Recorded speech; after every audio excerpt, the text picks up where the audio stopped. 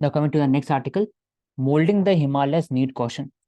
So we have discussed that separate EIA, Environment Impact Assessment. Environment Impact Assessment क्या है? तो अगर इसको समझाना पड़े तो एक तरह से एक इन्वायरमेंट ऑडिटिंग प्रोग्राम है कि कोई भी प्रोजेक्ट बनता है, इंफ्रास्ट्रक्चर प्रोजेक्ट बनता है, तो कैसे इन्वायरमेंटली वायबल है, डैमेज कम होना चाहिए इन्वायरमेंट को, उसको तय किया जाता है इन्वायरमेंट इम्पैक्ट असेसमेंट में। तो इंडिया इसमें के लिए औषधि सिर्फ एक ही है, मतलब लेमेस्ट में बताना है ऐसे तो।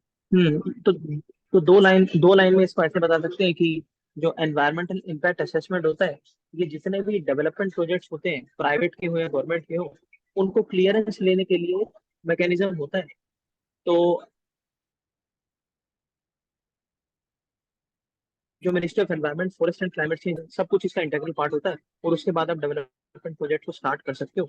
और जहाँ तक बात है डिफरेंट अलग अलग होना चाहिए, तो उसमें वर्ड यूज कर सकते हैं कि geographical specific EIA is the need of today's India. और प्रवेश युवा, तो आपका जो वॉइस वॉइस है ना बीच में लैग कर रहा है, ठीक है? ओके। तो मैं बोलता हूँ इसमें। तो चार धाम प्रोजेक्ट जैसे इंडिया में है, वो वहाँ पर होता है यमुनोत्री, बद्रीनाथ, केदारनाथ एक्सेट्रा, गंगोत्री, वो चार धाम प्रोजेक्ट हो गया।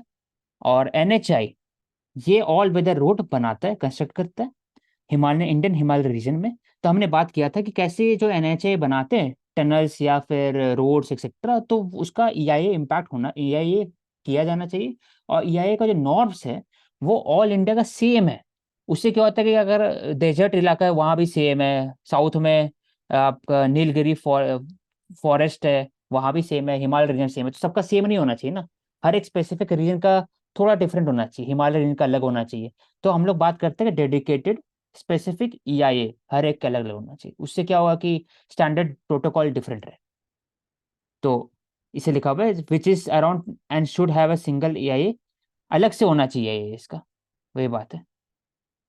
और दूसरा बात है कैरिंग कैपेसिटी। कैरिंग कैपेसिटी क्या होता है कि इंडियन हिमालय रीजन का पास सस्टेनेंस के लिए इतने ही लोग चाहिए, उनका इंफ्रास्ट्रक्चर ग्रोथ इतना ही हो सकता है, कि लिमिट अमाउंट में हो सकता है, क्योंकि वो एक लैंड सब्सिडेंस और टेक्टोनिक प्लेट सेंसिटिव जोन पे है। तो ज्यादा हाइड्रो पावर, इंफ्रास्ट्रक्चर, होटल, ये सब को प्रमोट नहीं कर सकते, इसलिए उनका कैरिंग कैपेसिटी थोड़ा कम होता है as compare to plains. UP और बिहार जो प्लेन्स है वहाँ कैरिंग कैपेसिटी ज्यादा है। तो वही बात है। तो डिफरेंटरी सेफ्टी प्रोटोकॉल क्या होना चाहिए? तो अटल टनल बनाया गया, कुल्लू और लाहौल स्पीति जो स्पीति जो हिमाचल प्रदेश के अंदर में, वहां पे सिंगल कैजुअलिटी अपहोल्ड नहीं किया गया, कैसे आराम से बनाया गया, तो क्यों फर्क है? तो एक एग्जांपल यहाँ ले सकते हैं, दो लिखा हुआ है, इसको लिख लेना पड़ेगा। पहले बार कि जियोलॉजिकल एक्सपर्ट को लाना चाहिए, और डिजास्टर रिलीफ के लिए मेंटल हेल्थ एक्सपर्ट को भी लाना चाहिए, civil society community driven organisation को भी इंक्लूड करना चाहिए EIA में। दूसरा, NHI must realise they are making road on a soil in a mountainous region, तो उनके लिए एक रिकमेंडेशन भी या फिर कोलैबोरेट करना चाहिए BRO। BRO basically border road organisation है। It is working under ministry of defence. Karuna you can just search if I am wrong. वो रोड बनाते all weather road in the border area region, और they have a better protocol of construction and stability. तो ये दो तीन चीज extra लाने से जो ऐसा घटना घटा है वो कम हो सकता है। Yes, BRO is under Ministry of Defense. True.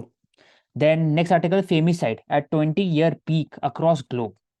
Dowry related death वो बढ़ते जा रहा है, तो चार्ट दिखाया गया है यहाँ पर। तो UNODC, United Nation office on drugs and crimes, इसका रिपोर्ट निकलता है हर साल। It is related to the, ये UPSC पूछता है, तो प्रीलिम स्पेसिफिक इसका रिपोर्ट निकलता है, तो एक बार देख लेना चाहिए इसको। और जहां तक बात है दुनिया भर में वर्ल्ड वाइड फेमिसाइड, होमिसाइड डिक्रीज हुआ लेकिन फेमिसाइड इंक्रीज हुआ। फेमिसाइड मतलब जेंडर स्पेसिफिक, फीमेल को विक्टिम बनाना। ऑनर किलिंग हो सकता है, या तो आप फीमेल इन्फेंटिसाइड हो सकता है, या फिर डाउरी रिलेटेड केस हो सकता है, तो या अबॉर्शन रिलेटेड केस हो सकता है, उसमें भी डेथ। तो फेमिसाइड विक्टिम इसी को बोलते हैं। तो ये डेटा है, तो डेटा स्पेसिफिक हर एक कॉन्टिनेंट के हिसाब से दिया, तो I think it is not very important. But ऐसा बोल सकते हैं कि वो बड़ा है। ओवरऑल जो ऑनर किलिंग है, ऑनर किलिंग मतलब क्या होता है करुणा?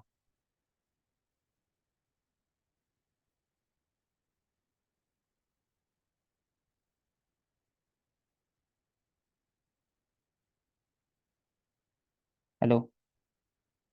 तो ऑनर किलिंग मतलब ये होता है कि जब पेट्रियार्कल सोसाइटी के अंदर मेल और बाकी जो फीमेल सोसाइटी के अंदर फीमेल फैमिली रहते हैं, उनको लगता है कि उनका ऑनर पर दाग हो जाएगा, एक क्वेश्चन उठेगा, क्योंकि जो बेटी है या फिर कोई भी उनका किसी और कास्ट में शादी होते है या फिर किसी और रिलीजन में शादी होता है, तो उनको लगता है कि मेरा जो ऑनर है वो इम्पैक्ट होगा, इसके कारण किलिंग हो जाता है फीमेल पार्टनर और घर के परिवार में से।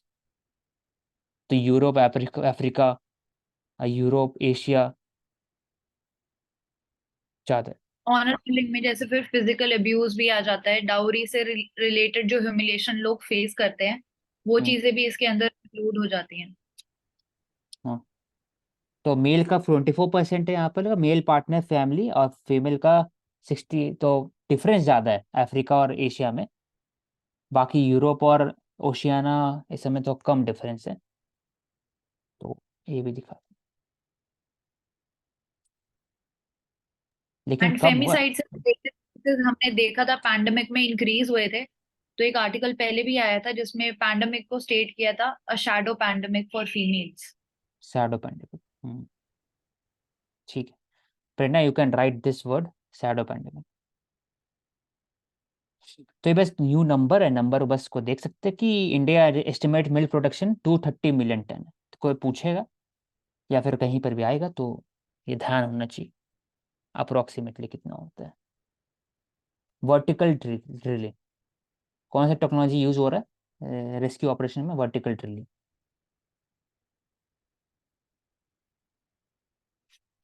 बाइनेंस है क्या? बाइनेंस बेसिकली क्रिप्टो एक्सचेंज है, फेमस है और थोड़ा सा बड़ा कंपनी भी है बाइनेंस। बस ये जानना है। और इंडिया में क्रिप्टो करेंसी बैन नहीं हुआ है, रेगुलेट हुआ है। और उसको एक तरह से बोला गया है कि आप कम यूसेज करें, क्योंकि मनी लॉन्ड्रिंग का खतरा है, और भी अ, एक तरह और भी जो इम्पैक्ट होता है फाइनेंशियल इंस्टीट्यूशन पर ज़्यादा होता है क्रिप्टो का यूज़ करने से। तो इसको प्रमोट नहीं करने के लिए सरकार ने कुछ कुछ किया है, इनिशिएटिव लिया है। तो पहला 25% एक्स्ट्रा इनकम टैक्स लगाया उसके ऊपर में on profit. Second is 1% TDS। तो ये कुछ why is Bihar demanding special status category, ये आप डिस्कस कर चुके थे कि क्यों उन लोग मांग रहे, तो कैसे कैटेगरी होते हैं।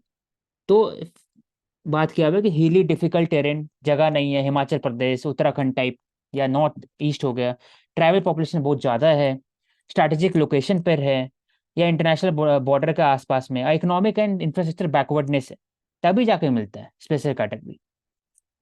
तो 5 कैटेगरी में अंदर में आना चाहिए किसी में एक में। उसके हिसाब से बाकी जो स्टेट को मिला था, तो यहाँ पे दिया हुआ है कि असम, नागालैंड, अरुणाचल प्रदेश, मणिपुर, मेघालय को धीरे धीरे सबको स्पेशल कैटेगरी मिलने लगा under the provision given by the financial commission इन 1969।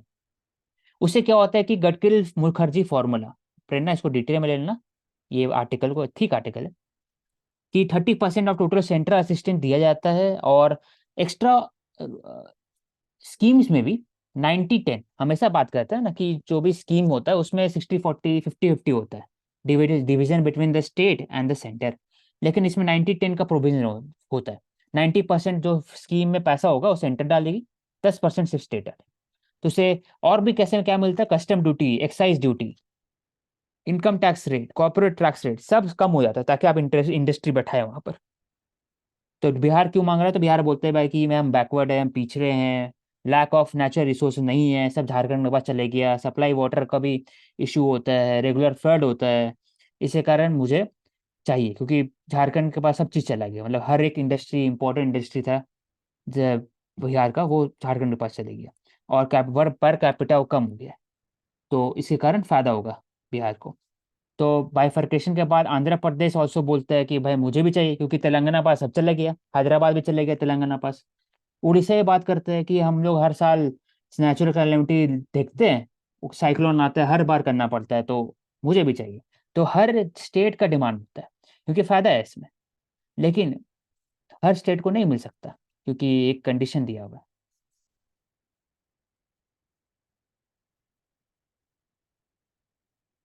तो बात कर रहे हैं कि Bihar although meets most of the criteria, तो अगर ठीक है, अच्छा है, मोस्ट ऑफ द क्राइटेरिया तो टेक्निकल गलत नहीं है, लेकिन it does not fulfil the requirement of hilly terrain, geographical difficult area, या इंफ्रास्ट्रक्चर डेवलपमेंट का इशू नहीं है। तो ऐसा हम लोग बोल सकते हैं।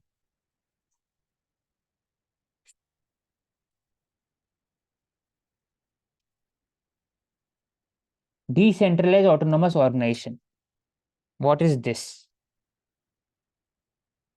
It is self sustaining community driven entity govern by smart contract blockchain. तो डीएओ एक तरह का स्मार्ट ग्लोबल बॉर्डरलेस, तो ब्लॉकचेन के द्वारा बनाया गया है डिसेंट्रलाइज फाइनेंस, डिसेंट्रलाइज सिस्टम। तो इसका एग्जाम्पल ऐसा कुछ लिखा हुआ नहीं, ये तो डिटेल में देखना पड़ेगा। It is community driven project, contributors direction diminishing dominance of the single entity, और ट्रांसपेरेंसी एंड ट्रस्ट बढ़ाता है।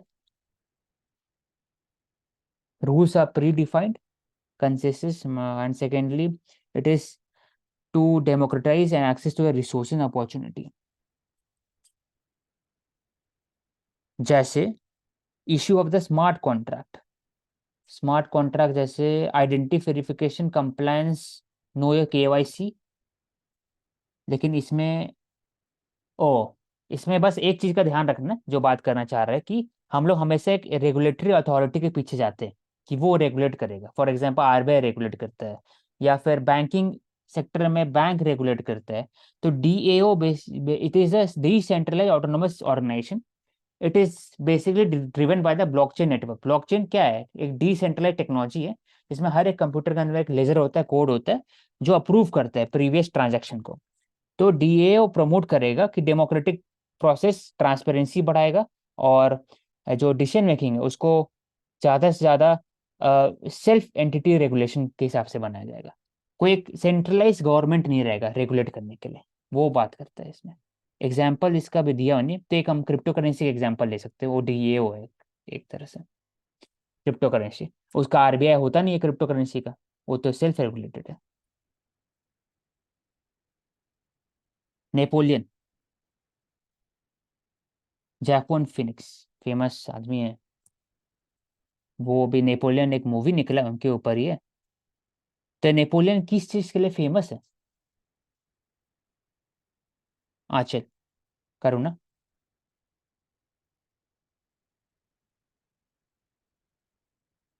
2 to 3 लाइन्स के अंदर में बताओ कि फ्रेंच नेपोलियन। रेवोल्यूशन।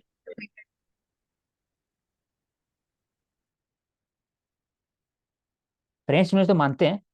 तो नेपोलियन फ्रेंच रिवॉल्यूशन के बाद आए थे। उनको फेमस है दो चीज के लिए, एक तो है कि नेपोलियनिक कोड, जो आज हम लोग पढ़ते हैं ना, आईपीसी हो गया या फिर सीआरपीसी हो गया, तो कोड बनाया गया ना। पहले क्या होता था कि हर एक कस्टम, हर एक जो ट्राइबल्स थे या रिलीजन, हर एक जो किंगडम थे, उनका अपना एक कोड था।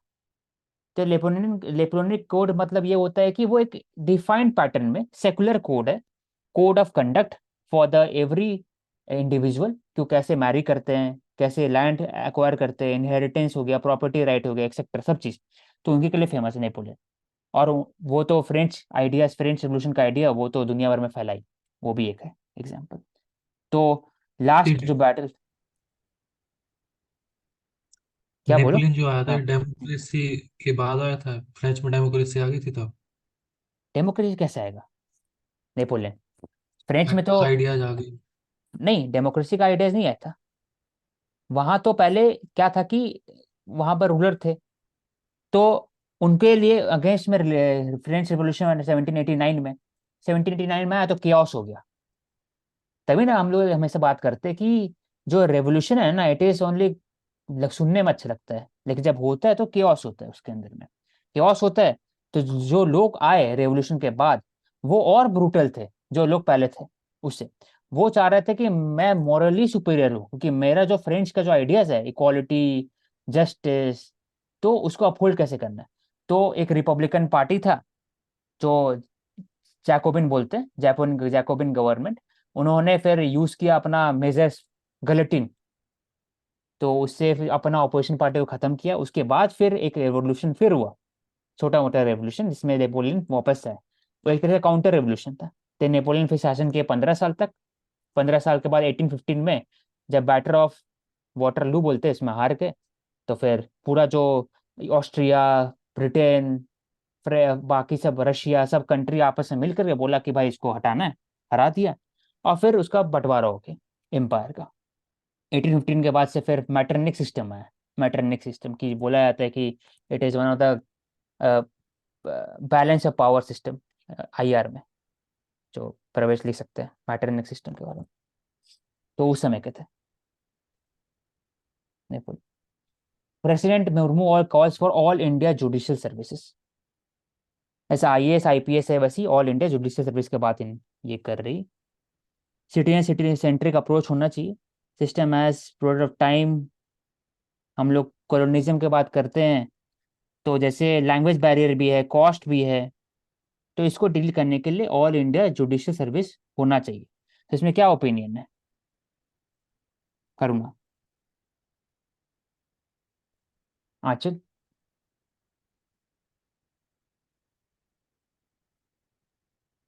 ये मतलब ट्रांसफॉर्मेशन के लिए ही है, और मतलब सिटीजन सेंट्रिक अप्रोच भी फॉलो करेगा। ऑल इंडिया तो I judicial think service, positive concept. हाँ मैं तो उसको सपोर्ट ही करूंगा ऑल इंडिया सर्विस को।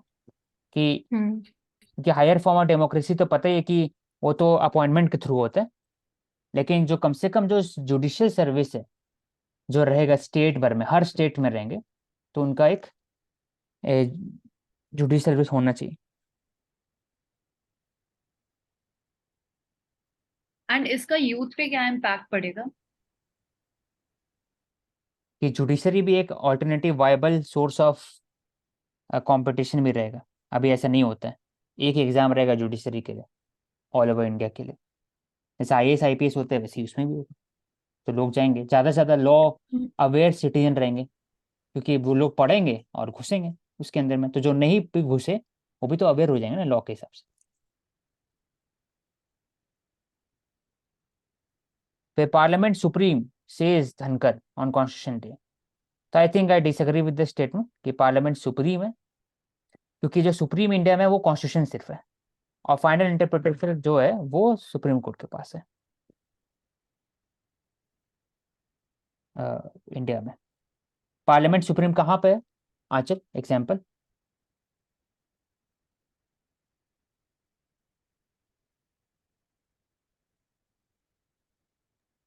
Please repeat question. Parliament supreme कौन से कंट्री में है? हम लोग इंडिया में बोलते हैं क्या पार्लियामेंट सुप्रीम है? आई थिंक यूके में है। यूके। ट्रू, यूके में। तो इंडिया में कॉन्स्टिट्यूशन सुप्रीम में, और there is separation of power between parliament, executive and legislative and judiciary. तो ये बात है।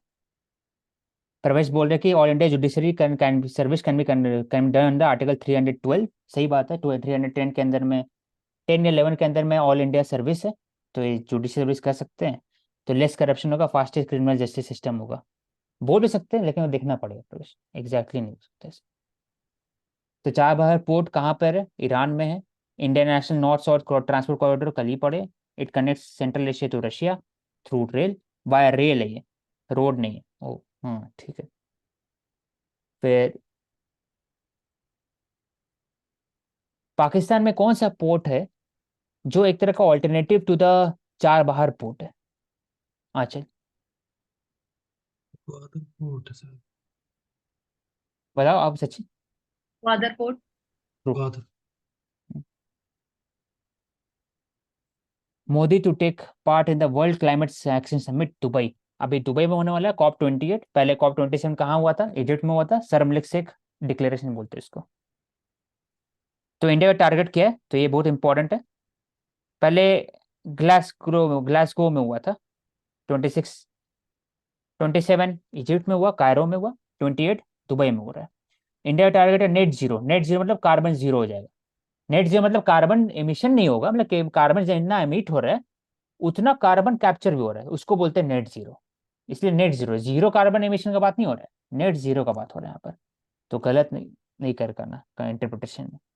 500 गीगावाट ऑफ एनर्जी इंस्टॉलेशन होगा फ्रॉम नॉन फॉसिल फ्यूल। उसके बाद 45% जो इन फॉसिल फ्यूल एनर्जी इंस्टॉल होगा वो it will be from the renewable source of energy. और लॉस एंड डैमेज फंड का बात करते हैं हम लोग COP27 में। और इंडिया का जो पंच अमृत टारगेट है 2070 तक कार्बन का, वो बात कर चुके हैं। यही है। और अभी हाई फ्लेम में ग्लोबल स्टॉक के बारे में बात किया जाए कि कितना एमिट हो चुका है अभी तक में, कितना एमिट होना बचा है, कितना एमिट होता है, उस पर बात होगा कार्बन एमिशन।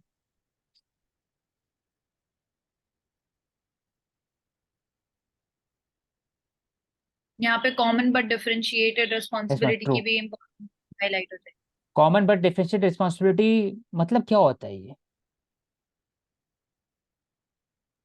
कि मतलब जो डेवलप्ड कंट्रीज हैं वो बहुत पहले से वहां पे इंडस्ट्रियल एरिया जो है वो सेटअप हो गया था, तो उन्होंने जितना एमिट किया है एंड इंडिया जितना अभी एमिट कर रहा है वो बहुत ज्यादा उसमें डिफरेंस है। तो उस डिफरेंस के अकॉर्डिंग जो रिस्पॉन्सिबिलिटी है वो भी उसमें भी डिफरेंशिएशन आना चाहिए। ट्रू। तो कॉमन क्या है यहाँ पे, common word common I guess यहाँ पे एमिशन है। यहाँ मतलब यही है कि जो मेरा जो ये। ओवरऑल हाँ कॉज है। हाँ, हम्म, प्रेरणा बता। जो ओवरऑल कॉज है मतलब कार्बन को वो प्रिवेंट करने का, एमिशन को, वो कॉमन है ट्रू। क्लाइमेट को कंजर्व ट्रू। करने का। हमारा विजन सेम है कि भाई कार्बन कम करना है, लेकिन सबका रेस्पॉन्सिबिलिटी डिफरेंस है। भाई तुम ज्यादा करता है, तुम ज्यादा कम करो, मैं कम करता हूँ तो मैं थोड़ा कम करूंगा, ऐसे। यही कॉमन बट डिफरेंशिएट रिस्पॉन्सिबिलिटी। इससे जब भी इसको समझना है ना तो हमेशा हिंदी में समझो, कोई भी कॉन्सेप्ट, उससे आसान होता है।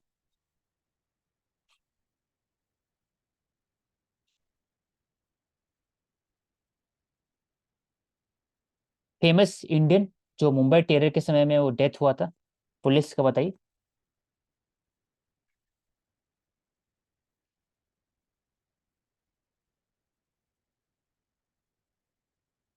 कोई भी आईपीएस ऑफिसर या फिर पुलिस जिनका डेथ हुआ था 26/11 के समय में। हंसा मेहता। क्या?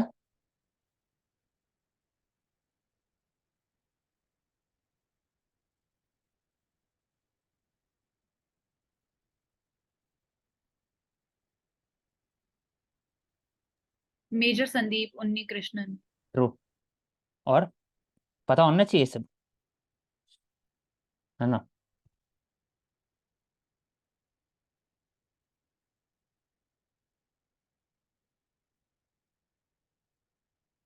ठीक है, मैं बता देता हूँ।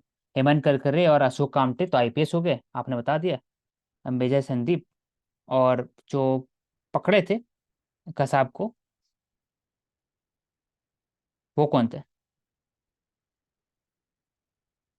तुकाराम ओम्बले, उनको AK-47 से मारा गया था। ये पता होना चाहिए। Coming to the next article, oil seed production is expected to rise to 35 million ton। और तेरे डिमांड एंड सप्लाई के बीच में गैप है in the pulses and oil seed. और हम लोग ऑयल सीड बाहर से लाते भी हैं, इंपोर्ट भी करते हैं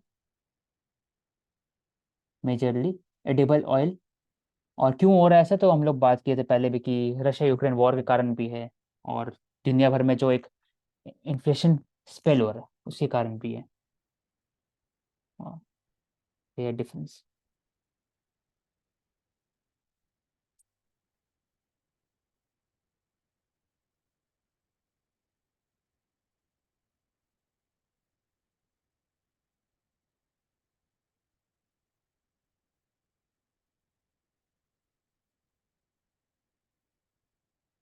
इंश्योरेंस बहुत इंपॉर्टेंट पॉइंट है, ये बात करना चाह रहे हैं यहाँ पर। इंडियन इंश्योरेंस इंडस्ट्री है, it is making more accessible affordable for the women.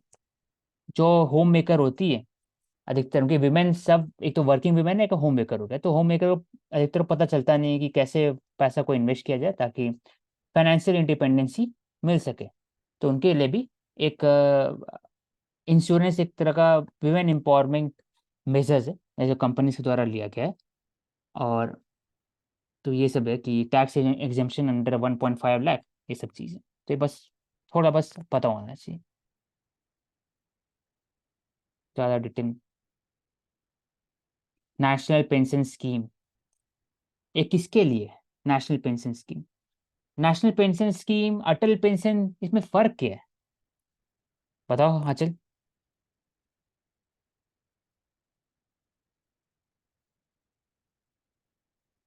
बताओ लास्ट स्टेप है। इसमें तो ये होता है ना, हाँ टैक्सिंग सेविंग स्कीम है एक, तो ये नेशनल स्कीम जो बता रहे हैं हम लोग। सही बात, प्रवेश बता रहे कि अटल फॉर बीपीएल परिवार के लिए होता है। बस ऐसे याद रखो, अटल हम्म। प्राइम मिनिस्टर थे, वो सबका बात करते थे, गरीब की बात करते थे, बीपीएल के लिए बात करते थे। नेशनल पेंशन स्कीम किसके लिए? वो गवर्नमेंट एम्प्लॉयज के लिए नेशनल पेंशन स्कीम। एनपीएस तो ये न्यू एज पेंशन स्कीम ये होता है। ओपीएस ओल्ड पेंशन के लिए। तो हाँ बोलो दिव्या। एज लिमिट का डिफरेंस भी होता है हाँ कि हाँ एनपीएस में हाँ मिनिमम एज 18 से 55 होती है, हाँ और अटल पेंशन 40 में तक है, 18 से 40। 40 तक ही है, 40 तक ही है, याद रखना, 18 से 40। तो प्रीलिम्स में अगर पूछेगा ऐसा रहेगा भी स्टेटमेंट तो टिक कर सकता हूँ।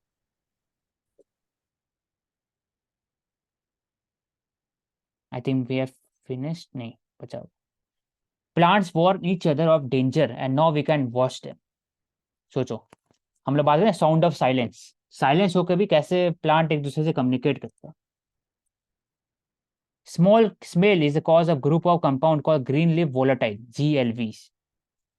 ये प्लांट रिलीज करता है एयर में, एक कंपाउंड है, उसी कारण क्या होता है कि जो बाकी जो ह्यूमन के लिए जो प्लेनेट स्मेल है, ऐसे नहीं मिट्टी में जो आता है, पहले जब मिट्टी जब भीगता है, जब पहली बार जब रेन होता है, एक अच्छा स्मेल आता है। तो वैसे ही हम लोग के लिए तो अच्छा लगता है, लेकिन प्लांट एक दूसरे को वार्न करता है कि भाई आ गया सामने, दबने वाले हो, उसके लिए। तो एक अच्छा एक चीज है कि plant also communicates with each other. तो क्लासिक मार्कर फॉर डिफेंस ऐसा बताया गया है। तो मस्टर्ड, म्यूटेंट मस्टर्ड प्लांट के को किया गया था वॉच, तो पता चला उसी से, और कुछ इंपॉर्टेंट नहीं है। यही है कि जब एनिमल, ग्रास ईटिंग एनिमल्स होते हैं, जब वो ग्रास को ईट करते हैं तो उस टाइम पे भी वो एक स्मेल रिलीज करते हैं। इसी वजह से देखते हैं कि वो एक जगह से नहीं ईट करते, वो अलग अलग जगह पर जाते रहते हैं, क्योंकि वो एक दूसरे को अलर्ट करते रहते हैं और वो स्मेल रिलीज करते तो एड एडमिनिस्ट्रेटर, इस ये टेक्नोलॉजी को कैसे यूज कर सकते हैं, ये बता दो अब। ये जो पता चला मुझे कि ये जो नॉलेज पता चला है, साइंस पता चला इसके पीछे, इसको कैसे हम ब्यूरोक्रेसी और एडमिनिस्ट्रेशन में यूज करें, सेम चीज को। GLV, ग्रीन लीफ वोलेटाइल, ये जो रिलीज करते हैं volatile compound by the plants to warn each हैं। other। एंड एआई में यूज कर सकते हैं, आर्टिफिशियल इंटेलिजेंट के थ्रू, नहीं या फिर नहीं, जब इसी को यूज करना है, तो इसको यूज कर सकते हैं बेसिक जो पेस्ट कंट्रोल मेथड है। देखो यहाँ लिखा हुआ है, ऐसा प्लांट बना सकते हैं उसके अंदर में मॉडिफाई कर सकते हैं, जीन के अंदर में जीन एडिटिंग कर सकते हैं, इससे वो जैसे ही रिलीज करेगा ना, उसे पेस्ट कंट्रोल रहेगा, मच्छर बैठेगा नहीं उसको, या फिर कोई भी जो पेस्ट है वो बैठेगा नहीं, कीड़ा बैठेगा नहीं उसके ऊपर में, तो कितना सही हो जाएगा। तो हम लोग इतना जो पेस्टिसाइड यूज करते हैं उसका यूजेस कम हो सकता है। तो इसके बीटी ऊपर पोर्टल ना में किया। एक बार इसको लिख लेना, GLV और इसका uses.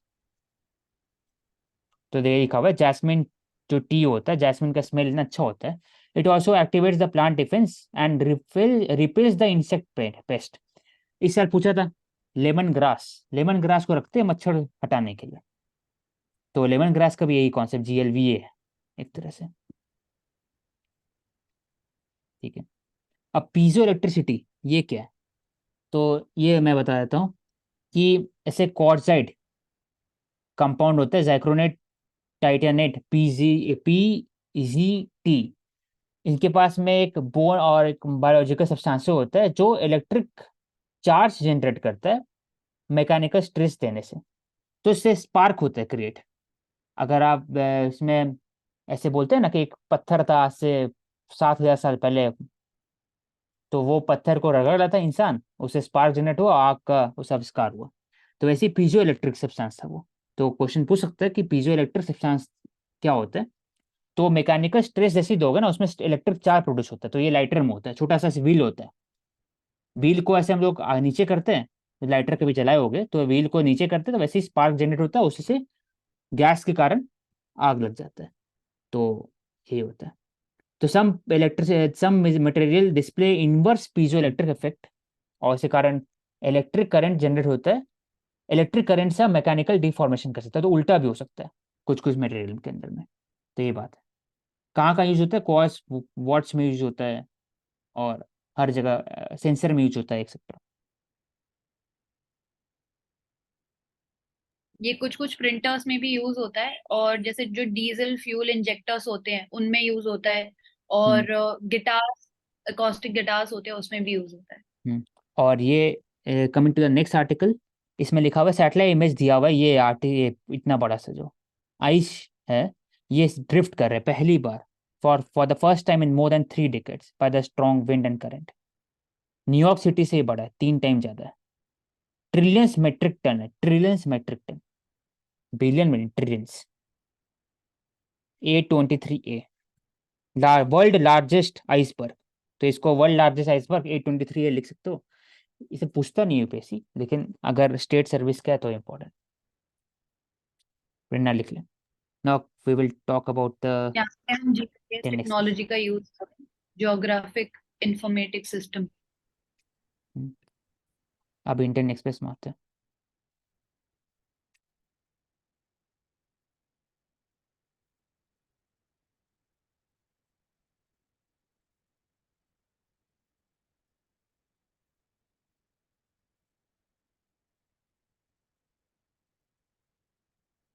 Now coming to the Indian Express newspaper. तो after hours of delay, risk truce, Hamas frees 34 more hostages। तो एक खुशखबरी है, जैसे जैसे डी एस्केलेशन होगा, डी एंगेजमेंट होगा, वैसे वैसे शांति आएगा, नहीं तो रीजनल कॉन्फ्लिक्ट की तरफ में जा सकता है पूरा four. China Japan South Korea agree boost trilateral ties ease tension. तो एक जैसे इंडिया करता है 2+2 डायलॉग, ये वैसे बाकी कंट्रीज अपने हिसाब से करता है। तो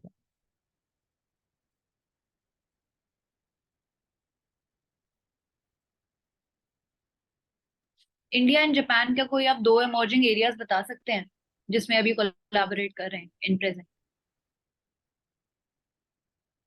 प्रिसीजन मैन्युफैक्चरिंग में, जैसे कोई भी स्पेसिफिक एरिया होता है, मैन्युफैक्चरिंग प्रिसीजन बेस्ड, कि आपको बहुत छोटा चिप बनाना है उसमें, वो टेक्नोलॉजी में, या बड़ा में इंफ्रास्ट्रक्चर में। फॉर एग्जांपल अफ्रीका में इंफ्रास्ट्रक्चर ग्रोथ करने के लिए लोन्स दिया जा रहा है सॉफ्ट बैंक के द्वारा, या फिर श्रीलंका में दिया जा रहा है, या फिर इंडिया में लोन दिया जा रहा है मेट्रो बनाने के लिए, या फिर सबसे बड़ा जो बात करते हैं बुलेट ट्रेन, सिंकाजिन, तो जो सिंकाजिन नाम था उसका, बुलेट ट्रेन, उसको करने के लिए। और बता दो, करूँगा। जिसमें बुलेट ट्रेन ही ऐड करना चाहती थी कि जो मुंबई अहमदाबाद हाई स्पीड हाँ। रेल हो रही है। हम्म, हम्म। तो ड्रिल टूट किया था, वापस से फिर स्टार्ट हुआ, वर्टिकल ड्रिलिंग हो रहा था, ये बात कर लिया। टॉक्स विद ये ब्रेक जो अवे फैक्शन ऑफ, हाँ बोलो। जो डिले हो रहा है उत्तरकाशी टनल इंसिडेंट में, वो ये भी शोकेस कर रहा है कि टनल मैनेजमेंट और जो इमरजेंसी प्रोसीजर्स हैं उसके लिए हम अभी प्रिपेयर नहीं है, तो उसके लिए भी डिस्ट्रिक्ट लेवल पे चीजें हमें करनी चाहिए। हाँ, तो हमने बात किया था इसके ऊपर क्या करने चाहिए। ऐसे हम लोग बात करते हैं ना, इंडिया स्टैक, एग्री स्टैक, वैसे ही डिजास्टर स्टैक भी होना चाहिए, कि हमारे पास एक डेटाबेस होना चाहिए, कहाँ कहाँ पे ऐसा दुनिया भर में हुआ है, कितना समय लगा है, क्या यूज हुआ है, कैसा ग्राउंड था, कैसा लोकेशन था, उस पे जो रिस्पॉन्स है मैकेनिज्म 5 दिन 10 दिन का ना, वो कम हो सकता है, और अवेलेबिलिटी ऑफ द रिसोर्सेज वो हम मैक्सिमाइज कर सकते हैं। Coming to next article, India US pact for quick return of stolen antiquities. तो वो देखा जाता है कि इंडिया का जो कॉलोनियल पीरियड के समय में जो एंटिक्विटीज, एंटिक्विटीज मतलब स्कल्पचर हो सकता है, ब्रॉन्ज आर्टिकल्स हो सकता है, तलवार हो सकता है, एक्सेट्रा जो भी हो सकता है, वो चुराया जाता था, और आज भी चुराया जाता है। कहीं मिलता है तो उठा कर लेके चल जाता है और ऑक्शन कर देते हैं। तो इंडिया, यूएस और इंडिया और भी कंट्रीज है जिसके साथ ये बात हो रहा है कि आप जो भी स्टोलन एंटिक्विटीज वो लुटाए वापस लाए। तो इसमें एक इम्पोर्टेंट जो इंस्टीट्यूशन है, मैं नाम भूल रहा हूँ, करूँगा उसको सर्च कर लेना, जो ये इम्प्लीमेंट करता है प्रोसेस। इंटैक्ट तो आई है। थिंक है, हाँ, ASI है, archaeological survey of India. Action पे talks on peace deal with valley insurgent group soon. तो एक अच्छा एक न्यूज़ है।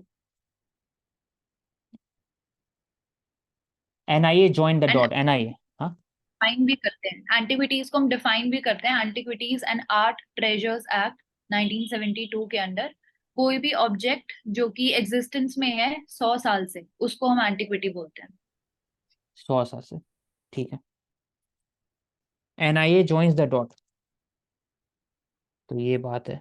एनआईए एक्ट 2008 के अंदर में बना, एक स्टैट्यूटरी बॉडी है ये, और हाई कन्विक्शन रेट है इसका, अनलाइक सीबीआई। कन्विक्शन मतलब कि होता है कि आप अगर केस करते हो किसी के हिसाब से और इतना प्रूफ रहता है आपके पास, इन्वेस्टिगेशन सही से करते हो, तो कन्विक्शन रेट बढ़ जाता है। तो एनआईए का हमेशा हाई रहता है इस कंप्यूटर बाकी से। तो कल्चर सेक्रेटरी, तो ऐसी कोई बनेगा तो भी वापस लाएगा। इतने सारे एंटिक्विटीज हैं इंडिया, सब जगह है, सब हर एक कंट्री। एक अच्छा कल्चर पार्ट ऑफ है, प्रोसेस है।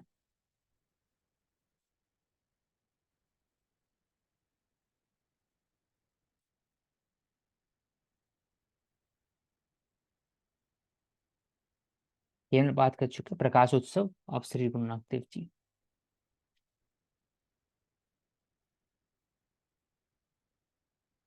Transport sector biggest contributor of capital bad air, ये पता है।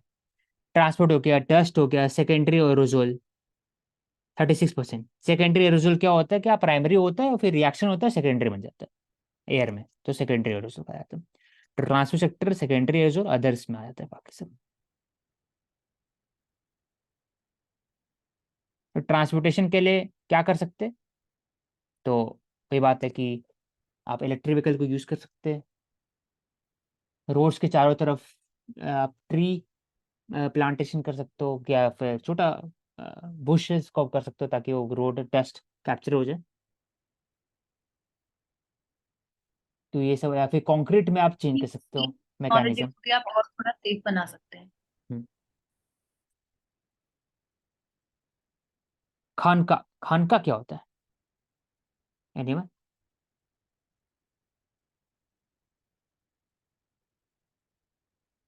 सर से बता दो अगर नहीं पता है। आंचल? गैदरिंग होता है, गैदरिंग होता है ऑफ सूफी ब्रदरहुड। हाँ, रहने का जगह एक तरह से खानका होता है।